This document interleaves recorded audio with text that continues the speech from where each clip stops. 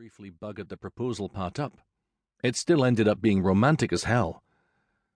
"This is so exciting," my mum squeals. I don't think I've seen her squeal in a long time.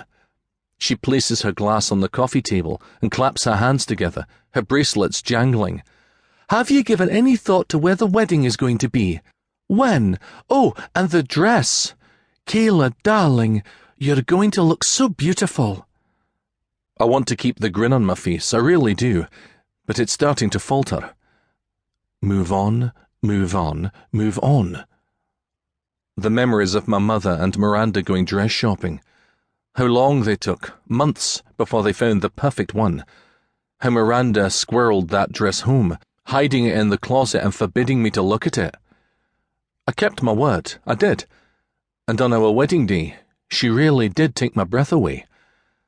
I wish that memory could be pure. I wish that I could grieve like any normal man would. Feel the sorrow and not the shame. But all I feel is shame. All I feel is shame. All my fault. The thought races through my head, lightning on the brain. All my fault. I close my eyes and breathe in slowly through my nose, remembering what my therapist had taught me. Move on, move on, move on. It wasn't my fault. "Brigs," I hear my father say, and I open my eyes to see him peering at me curiously. He gives me a quick, encouraging smile. "Are you all right?" He says this in a low, hushed voice, and for that I'm grateful. My mother and Kayla are talking wedding plans, and they haven't noticed. Lachlan, on the other hand, is watching me. He knows my triggers just as I know his, but while we can drink alcohol-free champagne for his sake, we can't ignore fucking life for mine. We can't pretend that love and marriage and babies don't happen just because all of mine were taken away. All my fault. I exhale and paste on a smile. "I'm fine," I say to my father. "Guess I'm a wee bit stressed about classes tomorrow. This will be the first real week of school.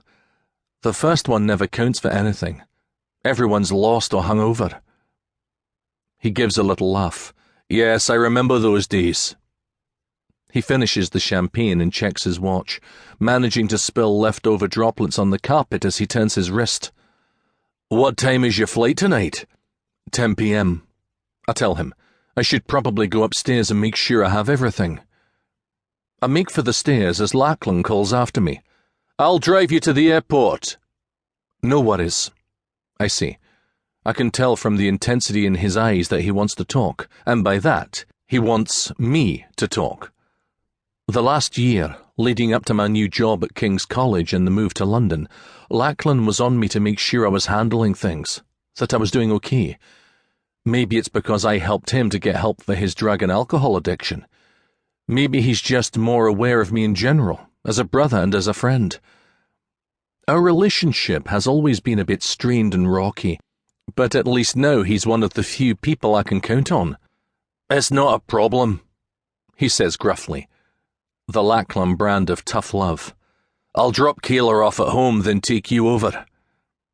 I exhale and nod. "Sure, thank you."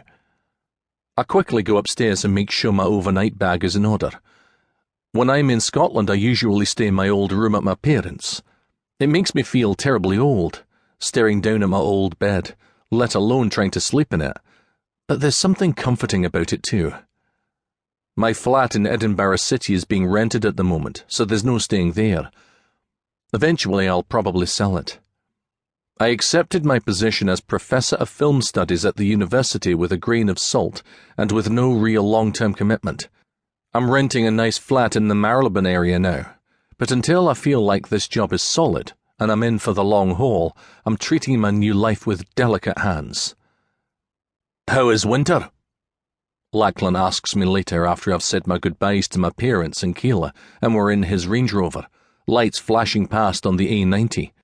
"He's a handful," I tell him, tapping my fingers along the edge of the door.